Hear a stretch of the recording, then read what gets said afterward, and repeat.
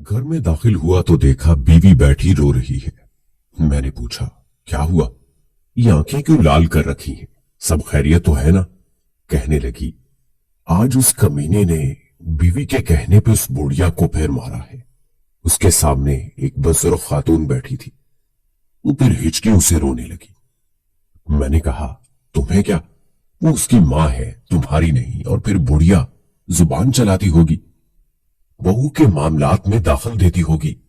मैंने उसका गम गलत करने के लिए कहा, जुबान चलाती होगी, मामलात में दाखिल देती होगी। आपको कुछ पता भी है? इस बेचारी को फालिज है, उठने बैठने के लिए सहारे की मोहताज है। अटक अटक कर अपनी बात पूरी करती है। बीवी ने तलखी से जवाब दिया, पहले तुमने कभी बताया नहीं कि इसको फालिज है। मैंने अनजान बनते हुए कहा। वो बोली, 1000 दफा तो बताया है, मगर आपको कपड़ों के अलावा कुछ याद रहे ना। अच्छा छोड़ो। मैंने मौजू बदलने की कोशिश की। हम कर भी क्या सकते हैं? मेरा दिल करता है कि बुढ़िया को अपने घर ले आऊं कुछ दिनों के लिए। मेरी बीवी ने कहा, क्या क्या कहा? पागल हो गई हो? पराई मुसीबत अपने गले डालोगी। मुझे इसकी सोच पे गुस्सा आ गया। सिर्फ हफ्ते भर के लिए।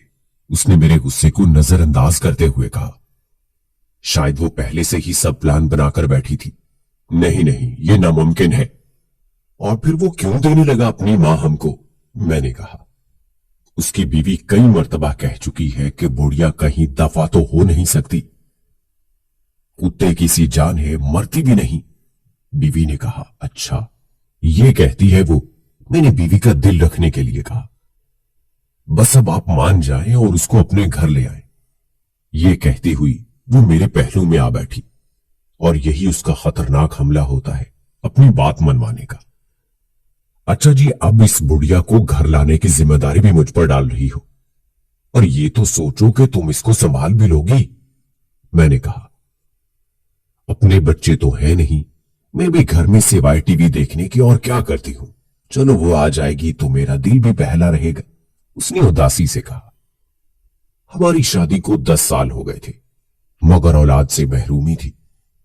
मैंने सोचा चलो बात करके देखने में हर्ज नहीं है। कौन सा वो अपनी मां हमें देने पर राजी हो जाएगा? अगर राजी हो गया तो? मैंने सोचा, फिर भी 1 हफ्ते की तो बात है। अगर बाद में अपने ही गले पड़ गई तो? अचानक मुझे ख्याल आया, अगर वो बुढ़िया मुस्तकिल गले पड़ गई तो? मैंने अपने खदशे का इजहार बीवी से किया। ये तो और अच्छी बात है, उसने खुश होते हुए कहा। सच कहते हैं, औरत बेवकूफ होती है, मैंने दिल में सोचा। अगले दिन शाम को काफी सोच विचार के बाद मैं उनके घर गया। कुछ बात करने के बहाने ड्राइंग रूम में बैठा।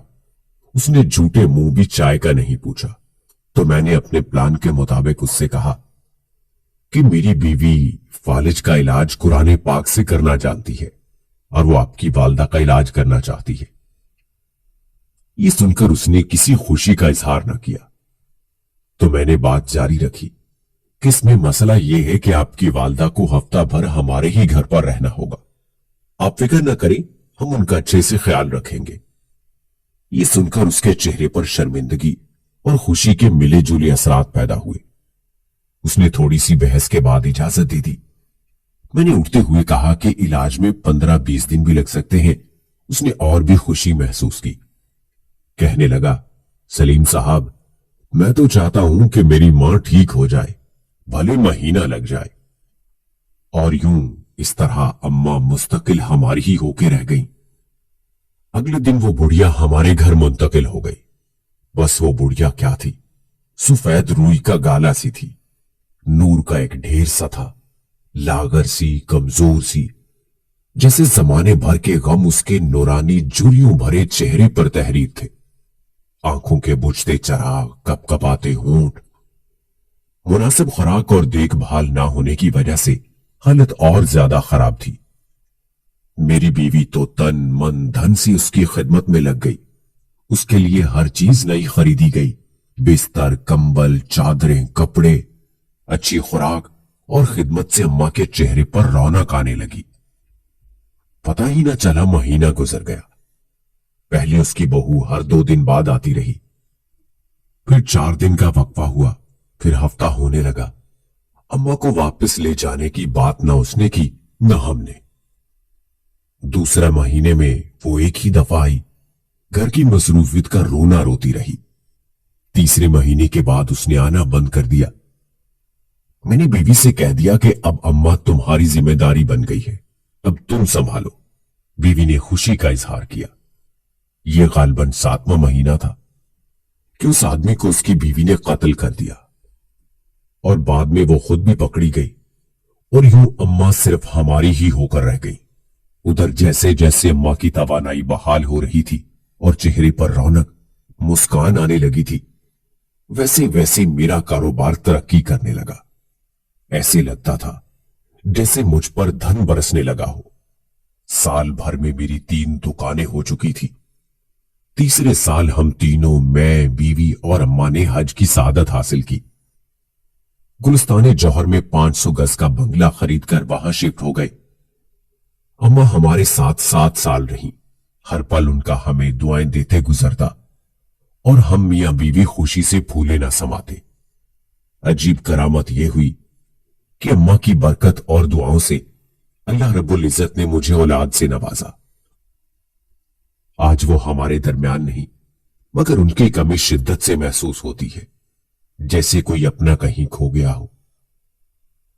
हमने भी कभी उनसे उनका नाम तक ना पूछा, बस उनसे खलूस का रिश्ता था।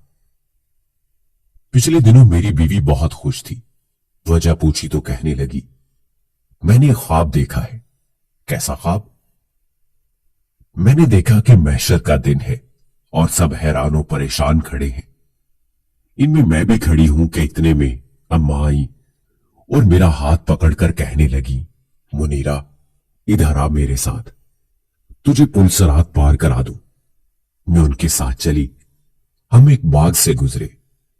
थोड़ी देर में बाग खत्म हुआ तो एक बड़ा सा मैदान आ गया। तो अम्मा कहने लगी, बस हो गया पुल सरात पार।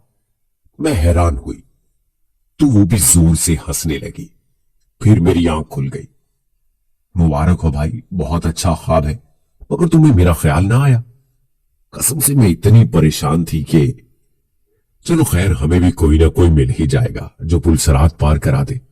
आमीन, बीवी ने जैसे दिल की गहराइयों से कहा।